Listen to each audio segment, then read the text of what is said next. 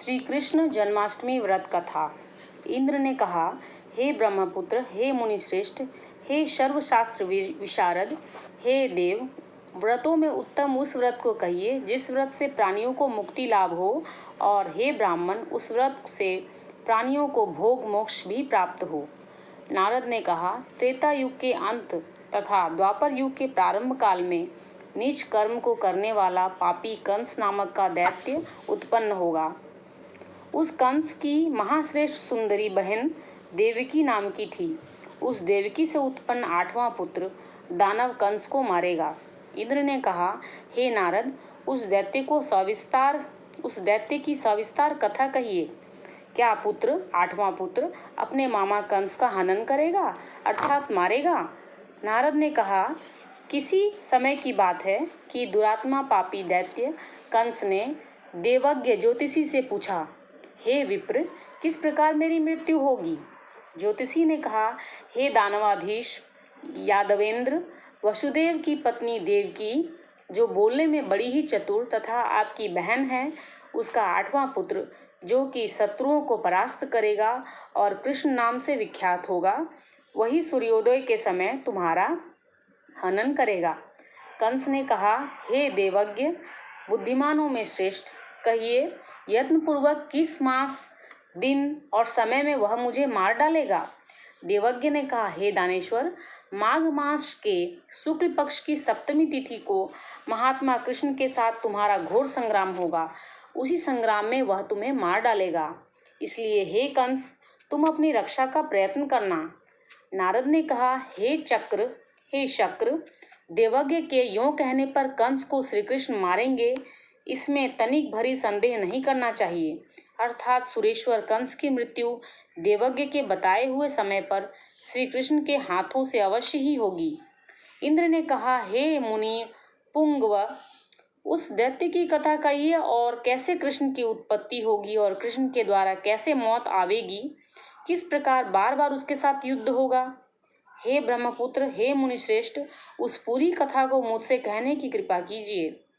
कंस नामक दैत्य ने अपनी द्वारपाल प्रतिहार से कहा, मेरी प्रिय बहन की पूर्ण रक्षा करना। उस द्वारपाल द्वारा एवं अस्तु ऐसा कहने पर और कंस के जाने पर उसी समय देवकी दुखित होकर जल के बहाने घड़े को लेकर तालाब पर गई। तदनंतर वहां मेघ बादल की छाया की तरह बहुत बड़े लंबे वट वृक्ष के नीचे वहीं बैठकर वहीं देवकी रुदन करने लगी। उसी समय सुंदरांगी यशोदा नाम की स्त्री ने आकर देवकी के प्रति सुंदर वाणी द्वारा कहा, हे कांते, क्यों कर बारंबार रुदन कर रही हो? हे कल्याणी, अनुग्रह पूर्वक मुझसे कहो। उस दुखित देवी ने यशोदा के प्रति कहा, मेरा भाई बड़ा पापी और दुष्ट कर्म करता है। उस भाई ने दुर्बुद्धि द्वारा मेरे पुत्रों को मार डाला। हे नंद वल्लभे, इस समय मेरे गर्भ में 8वां पुत्र है, उसे भी मारेगा, इसमें संशय नहीं। वह 8वां पुत्र रूपवान और सुपुत्र होगा। कंस उस मेरे पुत्र को भी मारेगा। यशोदा ने कहा, हे प्रिय, हे कांते, मत रो, मेरी सार गर्भित वाणी को सुन। यदि मेरी कोई कन्या उत्पन्न होगी तो तू पुत्र के बदले उस कन्या को ग्रहण कर लेना। तदनंतर यशोदा ने कहा, तुझे सुतार्थ कन्या दूंगी। देवकी ने कहा, सत्य सत्य कहती हो? ऐसा कहने लगी। तदनंतर कंस ने द्वारपाल प्रतिहार से पूछा, देवकी कहाँ पर है? इस समय घर पर नहीं दिखलाई पड़ती है। तदनंतर द्वारपाल ने दैत्य कंस के आगे नम्रता पूर्वक कहा, हे स्वामिन, जल के लिए कल्याणी देवकी तालाब पर गई हैं। द्वारपाल की वाणी सुनकर कंस क्रोधित होकर कहने लगा, तू इस समय जहाँ देवकी है वहां पर जा। आज्ञा पाकर उस द्वारपाल ने देवकी को देखकर यह वाक्य कहा, हे बहन, किस कारण से तुम यहाँ पर आई हो? यूं कंस के भृत्य नौकर के कहने पर देवकी ने कहा, मेरे घर में जल नहीं है, अतः मैं जल के लिए यहाँ आई हूँ। यूं द्वारपाल से कहने पर देवकी अपने घर पर आ गई। इधर कंस भी अपने घर पर आकर द्वारपाल से कहने लगा, अपने घर के भीतर रहती हुई उस बहन की रक्षा करना। और अपने आप कंस भी उस देवकी की रक्षा करता था।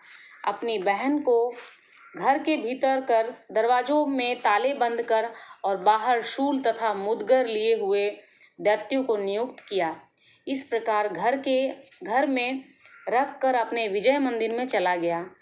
वहां पर भी दिन रात नहीं सोता था, यों देवकी की रक्षा करता था। यों ही देवकी की रक्षा करते हुए एक समय सिंह राशि के सूर्य में आकाश मंडल में जलधारी मेघों ने अपना जमाव डाला। भाद्रपद महीने की कृष्ण पक्ष की अष्टमी आधी रात को वृष राशि के चंद्रमा में रोहिणी नक्षत्र में बुधवार में सौभाग्य योग से संयुक्त चंद्रमा के अर्धरात्रि में उदय होने पर आधी रात के उत्तर एक घड़ी जब हो जाए तो श्रुति स्मृति पुराणोक्त फल प्राप्त होता है, इसमें तनिक भी संशय नहीं है। हे इंद्र, ऐसे विजय नामक शुभ मुहूर्त में कृष्ण का जन्म हुआ और कृष्ण के प्रताप से उसी क्षण दरवाजे खुल गए। इधर द्वारस्थ अस्त्रधारी सब दैत्य मूर्छित हो गए। सोकर वसुदेव जी देवकी के आगे उठे। देवकी ने जल्द ही अपने स्वामी से कहा, हे स्वामीन उठो, इस पुत्र को लेकर गोकुल में जाओ। वहां पर इस पुत्र को नंद गोप के रमणीय घर में यशोदा जी को देना। तदनंतर देवकी के पति वसुदेव जी ने यत्न से पुत्र को लेकर बहुत जल वाले मार्ग से जाते हुए उस पूर्ण जल वाली नदी को देखकर बड़े चिंतित हुए और मधुर वाणी से कहा कि मेरी मृत्यु यहाँ पर होगी। पुत्र का भी संदेह यहाँ पर उपस्थित हो गया। यो मन में विचार कर बहुत तेज वाली यमुना नदी में प्रवेश किया, परंतु बहुत जलपूर्ण यमुना श्री कृष्ण जी के चरण स्पर्श करते ही क्षण मात्र में थोड़े जल वाली हो गईं। तदनंतर वसुदेव गोकुल में जाकर नंद के घर समीप में जैसे ही उनकी धर्मपत्नी ने कहा था वैसे ही उस बालक को समर्पित कर दिया। अपने वचन की रक्षा करते हुए उसे यशोदा जी को पुत्र देकर फिर जल्दी ही आकर कन्या अर्पण कर दिया। तदनंतर प्रातः काल में वे सब दानव उठ गए और क्रोधी कंस ने द्वारपाल से कहा, कहो आज देवकी के क्या हुआ, इस बात का मुझे निवेदन करो। यह सुनकर द्वारपाल देवकी के समीप गया। वहां पर बारंबार रुदन करती हुई कन्या को देखकर दैत्य से प्रार्थना की, अति सुंदर कन्या उत्पन्न हुई है। हे राजन, आप बहन को आज्ञा दीजिए। यूं सुन क्रोधित होकर कंस ने द्वारपाल से कहा, कौलिक नाम वाले रजक को कन्या दे दो। उस दुरात्मा द्वारपाल ने जल्दी ही उस कन्या को धोबी को दे दिया। उस धोबी ने हाथ में लेकर जल्दी ही पत्थर की चट्टान पर फेंक दिया, लेकिन विष्णु की माया से वह कन्या बाहुओं को उखाड़कर आकाश में चली गई। तदनंतर अंतरिक्ष में जाकर विद्युत रूपा होकर बोली, नंद गोप श्रेष्ठ के घर में बालक है, उसके द्वारा दैत्य कंस की मृत्यु होगी। वह कृष्ण रूपी विष्णु है, इसमें तनिक संदेह नहीं है। सारांश यह है कि नंदगोप के घर तुझको मारने वाले ने जन्म ले लिया है, उसी के हाथों तेरा मरण होगा। यह ध्रुव है, मेरा नाम तो वैष्णवी है और मैं जगत गुरु भगवान विष्णु की माया हूँ। यूं कहकर वह स्वर्ग में चली गई। इधर कंस ने ऐसी वाणी सुनी।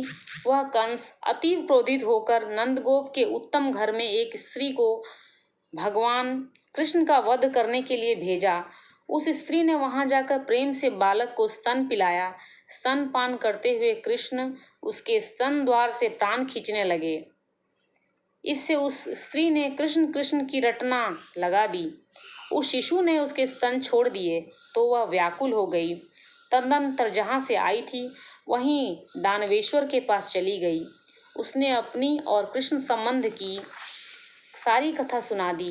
हे कंस, उसे साधारण बालक नहीं समझना चाहिए, वह तो भुवनेश और ईश्वर है। तदनंतर दुरात्मा कंस ने एक ब्राह्मण देवता को उसे मारने के लिए नंद के समीप भेजा।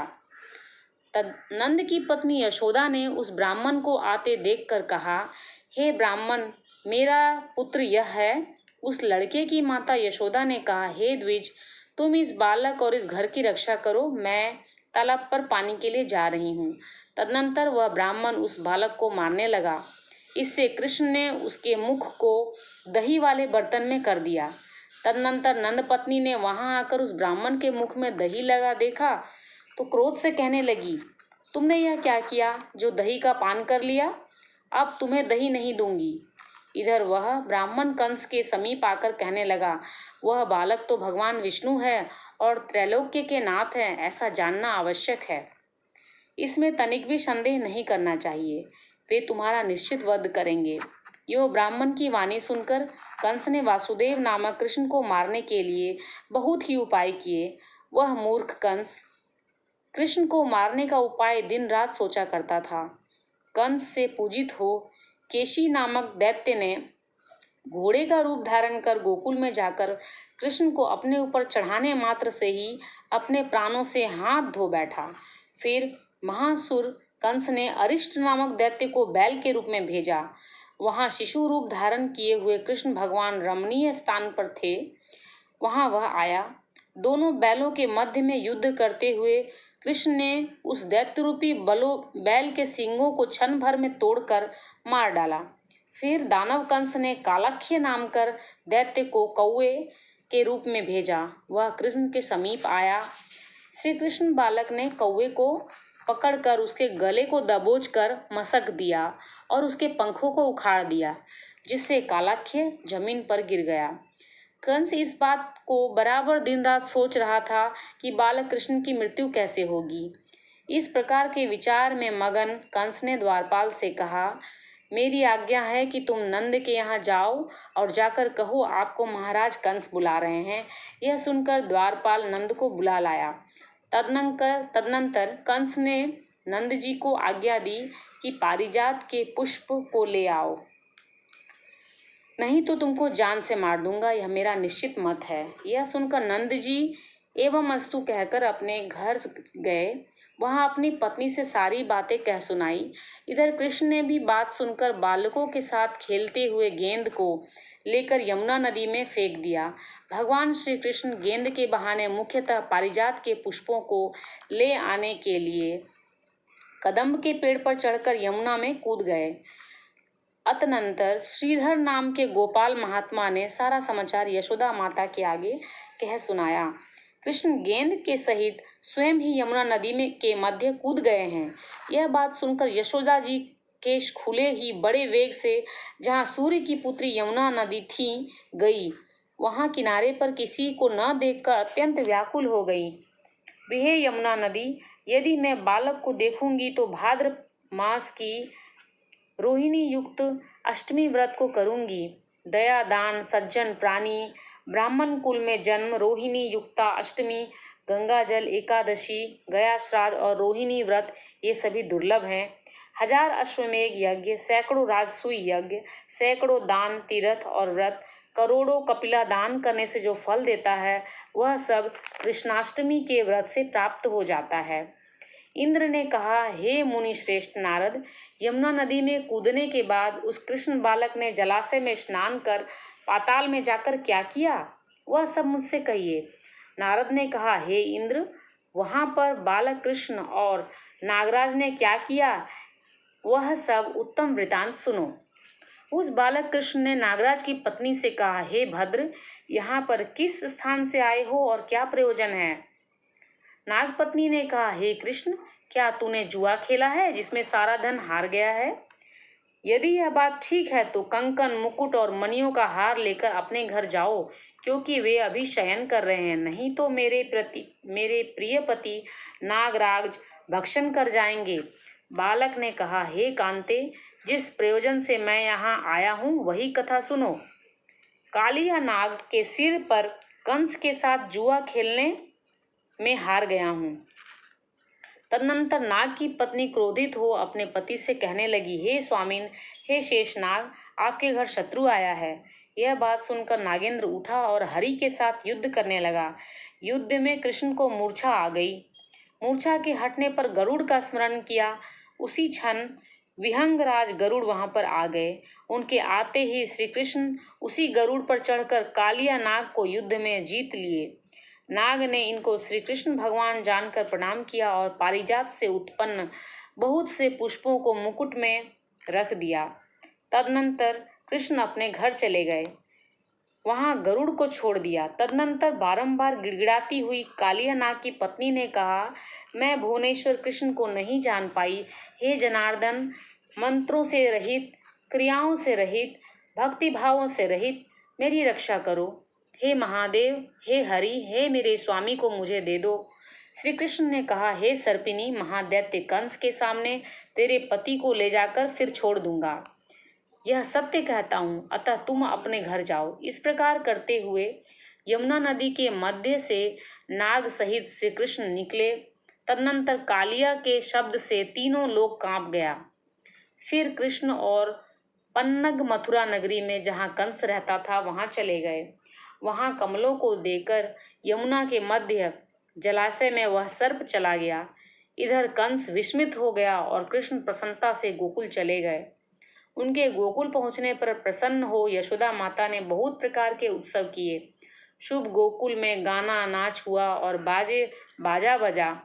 इधर इंद्र ने पूछा, संसार के प्राणी बालक के आने पर बहुत आनंदित हुए, और हे नारद, फिर श्री कृष्ण ने क्या क्या चरित्र किया वह सब मुझसे कहिए। नारद ने कहा, रमणीय मथुरा नगर में यमुना नदी के दक्षिण हिस्से में कंस का महातेजस्वी चाणूर नाम का भाई रहता था।